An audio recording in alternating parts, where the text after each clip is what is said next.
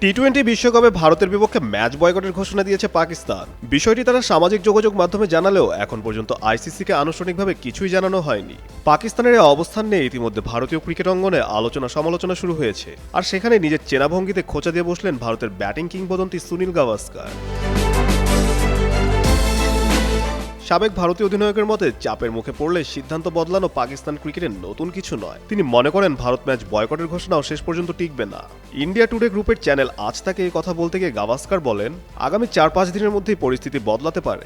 বিশ্বের বিভিন্ন জায়গা থেকে প্রতিক্রিয়া আসবে, এমনকি পাকিস্তানের সাবেক ক্রিকেটারদের দিক থেকেও চাপ তৈরি হবে। তখন পাকিস্তান তাদের অবস্থান পাল্টাতে পারে বলেই ধারণা তার।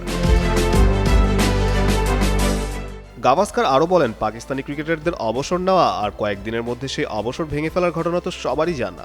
এই বিষয়ে বিস্তারিত তিনি আরও বলেন, এটা আর নতুন কি, আমরা সবাই জানি পাকিস্তানি ক্রিকেটাররা অবসর নেয়, তারপর 4-5 দিন পর এই অবসর থেকে ফিরে আসে। ফলে আমাদের ভক্তরা আরও বেশি খেলতে বলেছে, সম্ভবত এমনটা আবারও হতে যাচ্ছে।